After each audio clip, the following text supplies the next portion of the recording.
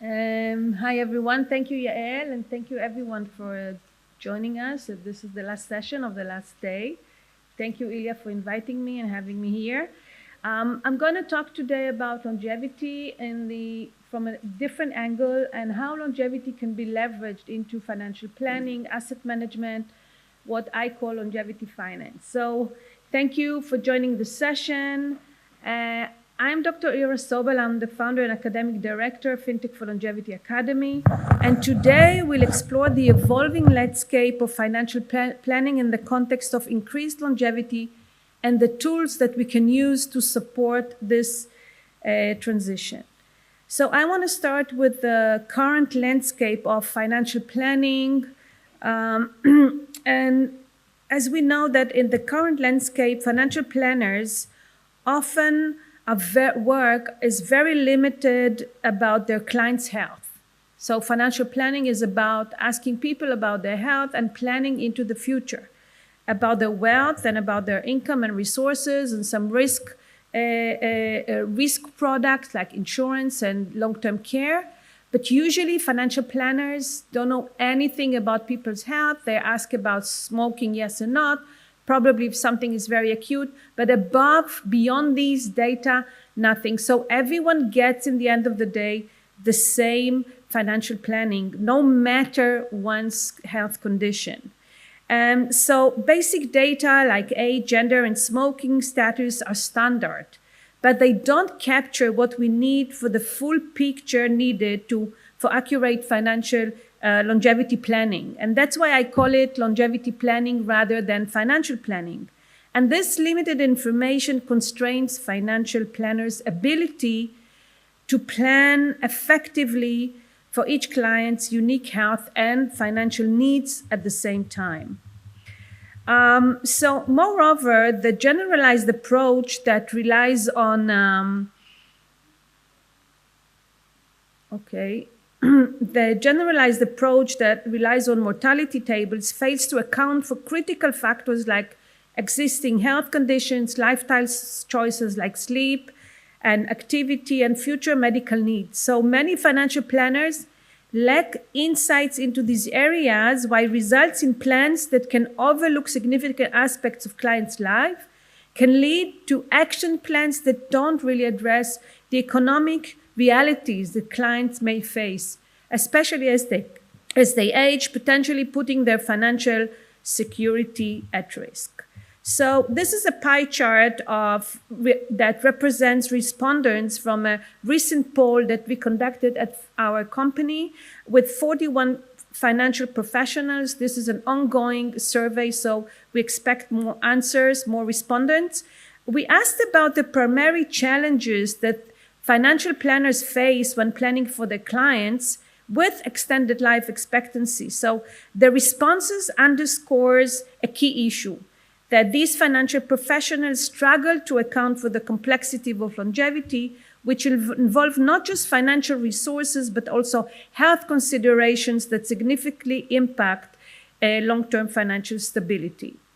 And I want to show you one of the quotes that we got from this survey. This survey is, somebody wrote, "I still see unrealistic longevity expectations from clients which can cause frictions when trying to make best financial decisions. Deciding how long to make someone live when we do a cash flow plan is probably the hardest thing to predict." So as we see, there's a blind spot here, and we need more information from longevity to be leveraged for asset management and financial planning. So in order to see how we can bridge and how we can close this gap, we want to introduce FIRE. FIRE is a standard that is called Fast Healthcare Interoperability Resources. In simple words, it's a standard framework that allows various healthcare systems to communicate with each other, facilitating seamless health data exchange by connecting information like medical records, lab results, and treatment plans. So FIRE enables, in a healthcare setting, a comprehensive view of individuals' health accessible in real time. And let's take an example. Let's consider a patient with a complex medical history who regularly sees multiple specialists. By utilizing FHIR and converging between the data from different clinics, experts, these providers can share this patient's data across systems in real time, allowing for cohesive care management. So not only does this empower patients to take ownership of their health data, but it also enables holistic view that could benefit financial planning. So given that we have this FHIR and together with what we call open banking, this is open healthcare.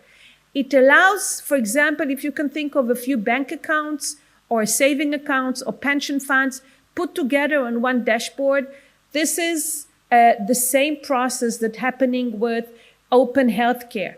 And if we take these two together, we can leverage, we can gain insights from one domain to another. So about financial health, on overall health, and from data to gain insight on life expectancy and more nuanced financial planning.